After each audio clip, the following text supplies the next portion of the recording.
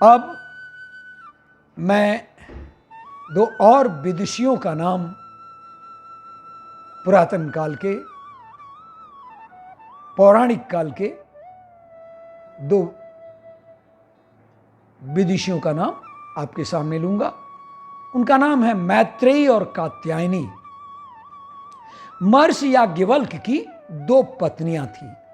पहली पत्नी भारद्वाज ऋषि की पुत्री कात्यायनी और दूसरी मित्र ऋषि की कन्या मैत्रेयी थी। याज्ञवल्क्य उस दर्शन के प्रखर प्रवक्ता थे जिनने इस संसार को मिथ्या स्वीकार करते हुए भी उसी पूरी तरह से नकारा नहीं।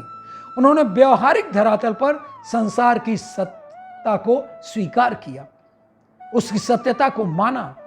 एक दिन याज्ञवल्क्य को लगा कि अब उन्हें गृहस्थ आश्रम को छोड़कर वानप्रस्थ के लिए चले जाना चाहिए।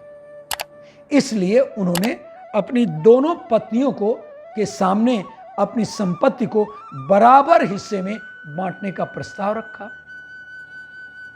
यह बात कात्यायनी को भली लगी और कात्यायनी ने इस प्रस्ताव को स्वीकार कर लिया।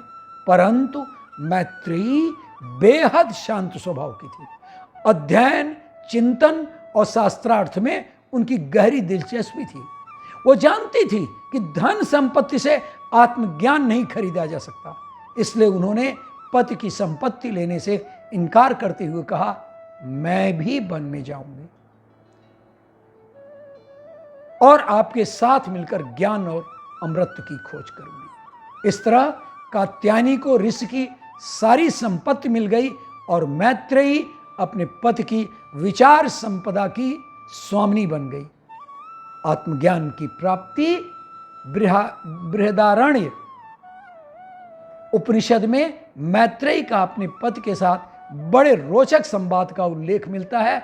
मैत्रेयी ने याज्ञवल्क्य से यह ज्ञान ग्रहण किया कि हमें कोई भी संबंध इसलिए प्रिय होता है क्योंकि उससे कहीं न कहीं हमारा स्वार्थ जुड़ा होता है।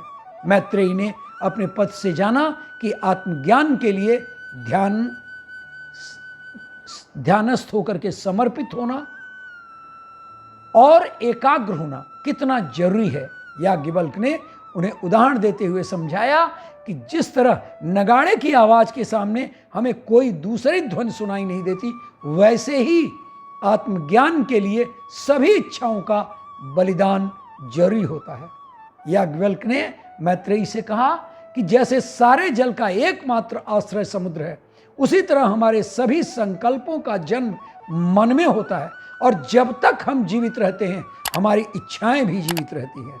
मृत्यु के बाद हमारी चेतना का अंत हो जाता है और इच्छाएं स्वतः समाप्त हो जाती हैं। यह सुनकर मैत्रेयी ने पूछा, क्या मृत्यु ही अंतिम सत्य है? उसके बाद कुछ भी नहीं होता? यह सुनकर याज्ञवल्क्य ने उन्हें समझाया, हमें अपनी आत्मा को पहचानने की कोशिश करना चाहिए। शरीर नश्वर है पर आत्मा अजर अमर है। यह न तो जन्म लेता है न ही नष्ट होता है। आत्मा को पहचान लेना अमरता को पा लेने के बराबर है। वैराग्य का जन्म भी अनुराग से ही होता है। चूंकि मोक्ष का जन्म भी बंधनों में ही होता है, इसलिए मोक्ष की प्राप्ति के पहले हमें जीवन के अनुभवों से भी गुजरना होगा।